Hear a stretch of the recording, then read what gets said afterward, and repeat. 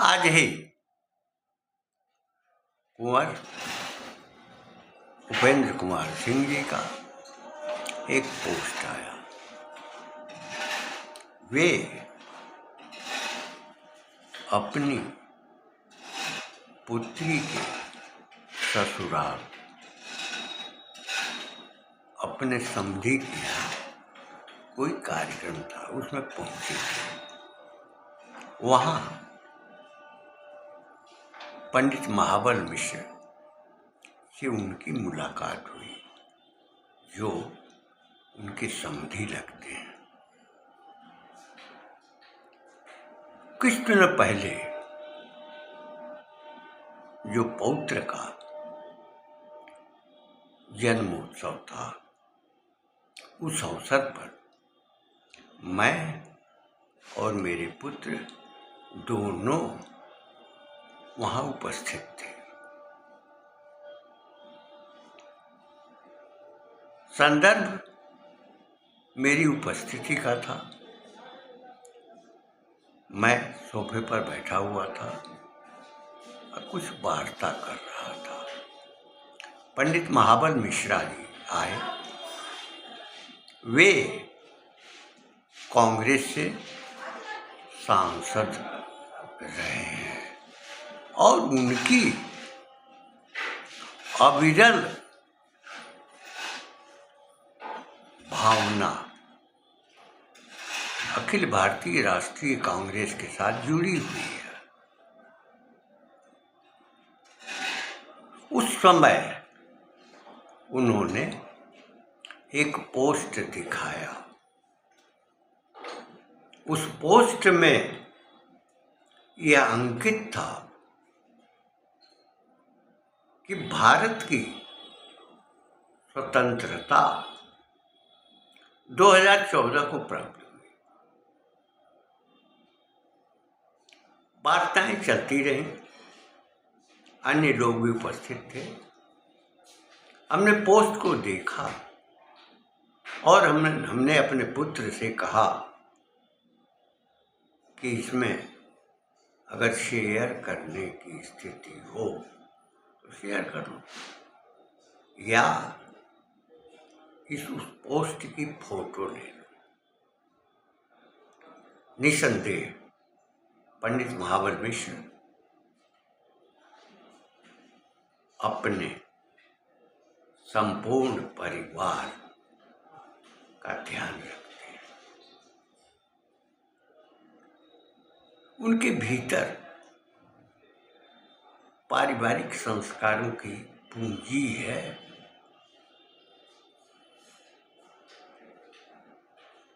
उस पोस्ट को हमने कई बार देखा। निष्कर्ष में यह पाया कि क्या वास्तव में 2014 भारत की स्वतंत्रता का दिवस है, पहला दिवस है।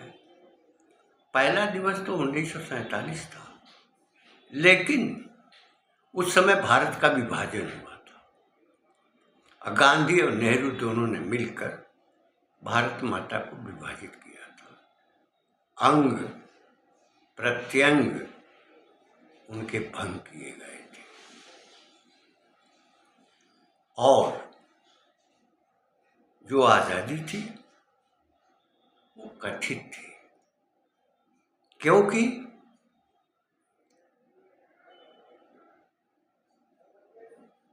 गवर्नर जनरल लॉर्ड माउंटबेटन, जो 15 अगस्त 47 के पहले वाइसराय था, इसी विभाजन के लिए आया था। उस समय शर्त ये थी कि जो सत्ता का हस्तांतरण हो रहा है उस समय ब्रिटेन का आधिपत्य रहेगा।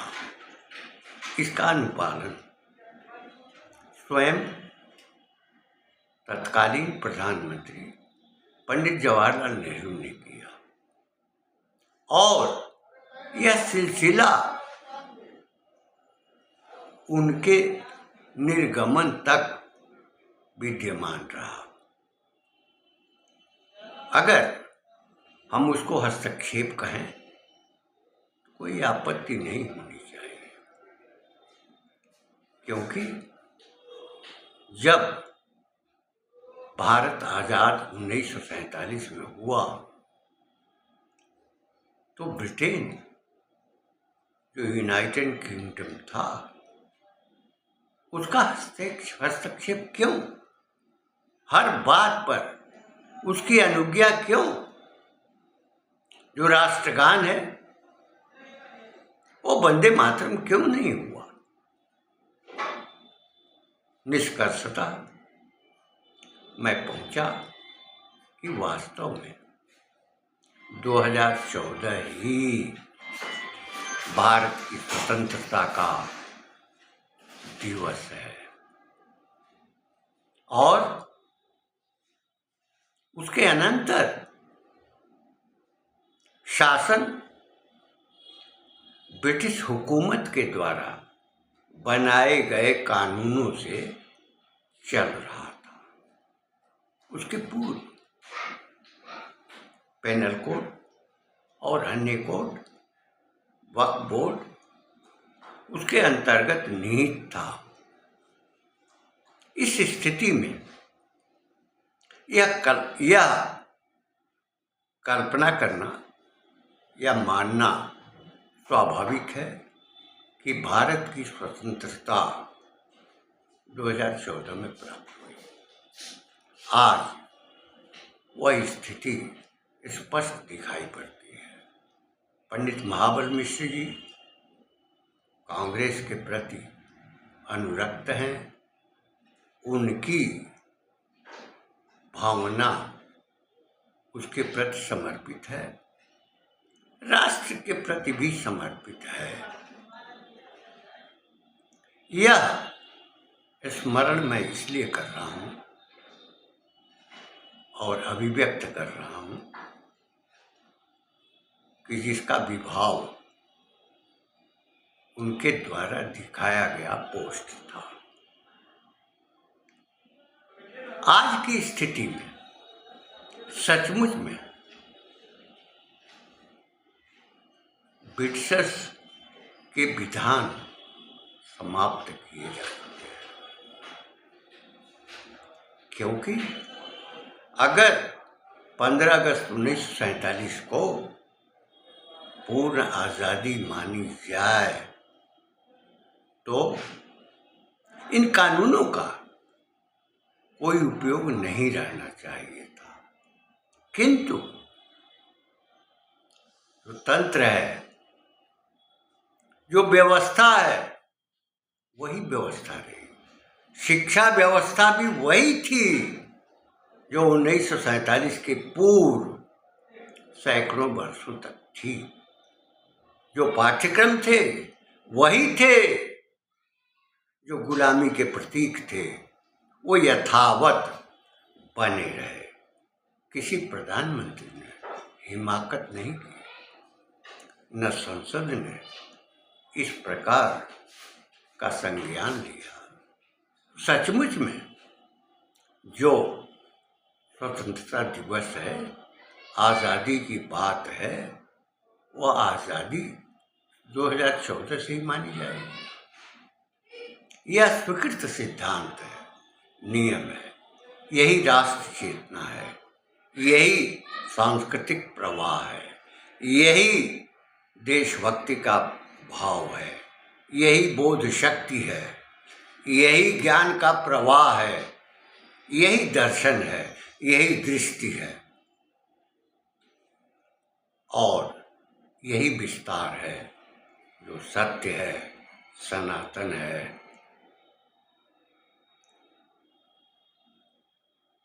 उस अवसर पर हमने स्वयं आह्लाद का अनुभव किया था। उस कालखंड में मैं छोटी गोड़ में प्राथमिक विद्यालय में अध्ययनरत था, किंतु समस्त तिथियां और कृतियां, चाहे प्रशासनिक हो, चाहे व्यवस्थागत हो, चाहे उसका स्वरूप हो, उसका बोध तो मेरी स्मृति में था। उस कालखंड में मैं लगभग 6 वर्ष का था और 5 वर्ष की आयु में परिपक्वता रहती है। इसलिए बालक के मन में जो स्मृति है वहीं से प्रारंभ हो जाती है। यह स्थिति अमेरिका में 7 वर्ष को प्राप्त होती है और ब्रिटेन में 6 वर्ष को प्राप्त होती है। रूस में, सोवियत रूस में यह प्राकृतिक स्वभाव स्मृति का 7 वर्ष की आयु में ही मान्य किया जाता है, लेकिन गर्म देश होने के कारण परिपक्वता की आयु जो न्यूनतम होती है वो 5 वर्ष की होती है। उसके अनुसार कक्षा 1 में बच्चों को प्रवेश मिलता है। पंडित महावर मिश्रा जी निस्संदेह राष्ट्रभक्ति की, देशभक्ति की भावना से पूर्ण व्यक्तित्व है और वो रहे भी हैं। उनके भीतर ओज भी है, किंतु यह मानना सही नहीं होगा कि 15 अगस्त 1947 को भारत को स्वतंत्रता मिली या भारत को आज़ादी मिली। वास्तव में आज़ादी तो यह नहीं कही जाएगी, ये सत्ता हस्तांतरण कहा जाएगा। इसे स्वीकार किया जाना चाहिए और मानना चाहिए। जब ब्रिटेन से पूरा संबंध विच्छेद हो जाए, वही स्थिति स्वतंत्रता की होती है, क्योंकि उसी की गुलामी में हम लोग 200 वर्षों तक पड़े रहे। 800 वर्ष तक मुस्लिम शासन की गुलामी में हमारा जीवन बीता है। हमारा पौरुष नष्ट हुआ है, हमारी चेतना ठंडी हुई है और हमारी आस्था के जो बिंदु हैं, केंद्र हैं, वो उस कालखंड में नष्ट हो गए हैं। 1000 वर्ष की गुलामी का दंश भारत को लगा है और उसके बाद दंश भारत माता के विभाजन का भी है। लाखों लाख शरणार्थियों का आना और उनके लिए कोई सेवा का विकल्प शासन के द्वारा प्रस्तुत न किया जाना, गांधी द्वारा पाकिस्तान को समर्थन दिया जाना और जो राशि है उसकी वापसी के लिए अनशन तक की धमकी देना, बात बात पर धमकी देना, यह उनका स्वाभाविक मोह था जिसकी विद्यमानता उनके भीतर रही और उनके वध के उपरांत पंडित जवाहरलाल नेहरू ने उनका पूरा उपयोग किया हर तरह से। एक तरफ से मुस्लिम को उन्होंने जोड़ा, फिर अंबेडकर के दलितों को भी जोड़ लिया और ब्राह्मण मतलब विशेषकर जो बावन थे वे भी अपनी आवश्यकता के अनुरूप जुड़ गए। हमने अपने गांव में गांधी वध के उपरांत कुछ लोगों को मेरे पिताजी के संयोजन में कार्यक्रम में उनके भोज दिया गया था, संपादित हुआ था। किंतु जब नाथूराम गोडसे को फांसी हुई तो उनके निधन के उपरांत 12वें दिन ब्रह्मभोज भी मेरे पिताजी के द्वारा कराया गया था। इससे स्पष्ट होता है कि उनके भी मन में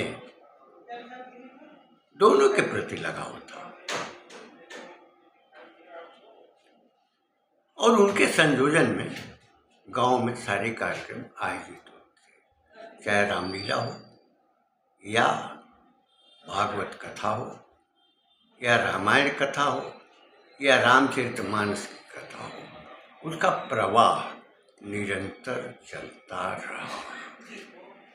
हमारा संपर्क, हमारे पितामह का संपर्क कुड़वा नरेश, राजा कुड़वा, महाराजा दिलीप नारायण सिंह के बाद उनके पुत्र को मिला। संयोग यह है कि जब 1914-15 में रेल लाइन छपरा से भटनी की ओर लाई जा रही थी तो बंधे बनाए जा रहे थे और स्लीपर बनाने के लिए पेड़ों की कटाई हो रही थी। गोरखपुर के योगी लोगों ने विद्रोह किया और उस विद्रोह में सहभागिता मेरे पितामह की भी थी और भक्त रामा जी की भी थी। दोनों के भीतर राम के प्रति अनुराग था, भक्ति भावना थी।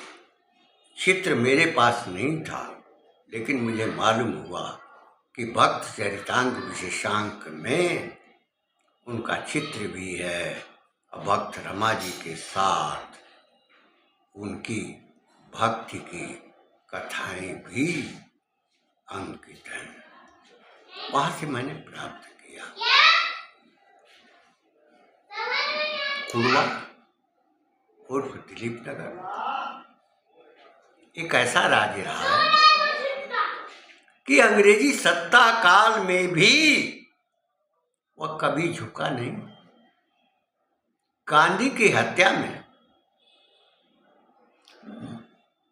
दिग्विजय नाथ के साथ उनका भी नाम जुड़ा हुआ था, लेकिन उन्होंने शासन की कभी परवाह नहीं की थी। वे महंत दिग्विजय नाथ के साथ जुड़े रहे और जब कथित आजादी मिली तो उस कालखंड में भी वे उत्तर प्रदेश शासन से झुके नहीं। भले ही किदवई की अध्यक्षता में जांच कार्यवाही हुई और कोर्ट ऑफ वार्ड के अंतर्गत कुड़वा की संपत्ति ली गई थी, जिसे उत्तर प्रदेश शासन को वापस करना था। परिवार में स्थिरता और द्वंद्व का भाव नहीं था। झुकने और झुकाने की प्रकृति का नहीं था। उस परिवार में अदम्य कामना, इच्छा, क्रिया और ज्ञान से समन्वित व्यक्तित्व थे। कुछ अवसरों पर पिता पुत्र में मतभेद रहता था, लेकिन जनहित में जो अपना विचार रखता था उसका विचार वहां से प्रभावी रहता था। कुंवर उपेंद्र कुमार सिंह, जो कुरवा स्टेट के वर्तमान में स्वामी हैं, उनसे मेरा लगाव भी है। मेरे पितामह का लगाव उनके पितामह से था, क्योंकि भक्तों के प्रति आदर का भाव रखते थे, लेकिन अंग्रेजी सत्ता को घास नहीं डालते थे। और कथित स्वातंत्र काल में, आज़ादी के काल में भी उन्होंने कभी किसी सत्ता की परवाह नहीं की। वे निर्भीक थे, निडर थे।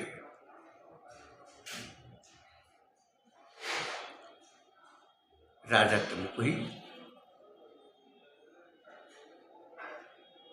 का कुल, उसकी परंपरा निसंदेह अंग्रेज भक्तों की कोट में आती है, लेकिन उसी की परंपरा में, अतीत में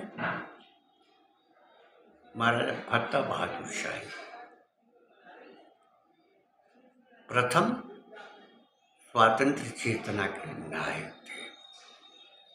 1757 में भी उन्होंने अंग्रेजों के विरुद्ध संघर्ष किया था, और 1764 में बक्सर के युद्ध में भी अंग्रेजों के विरुद्ध अपना योगदान किया था। उसके बाद वे राजा चेत सिंह की तरह अपने गोपनीय स्थिति में चले गए, लेकिन वे स्वतंत्रता के पहले सेनानी थे। उनके भीतर राष्ट्र चेतना, देशभक्ति का भाव, समाज में सांस्कृतिक रूप से जुड़ाव उनके भीतर निहित था। उसके अनंतर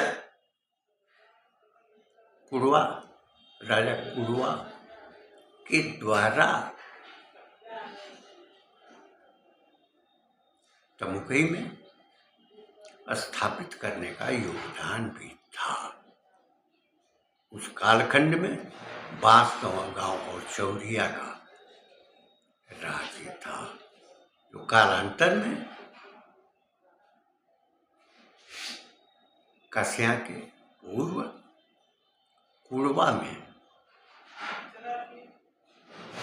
स्थानांतरित किया गया था। निसंदेह उसकी परंपरा में निर्भयता, निडरता सदैव विद्यमान रही, और मेरे पितामह के बाद, पिता के बाद मुझसे भी संपर्क हुआ।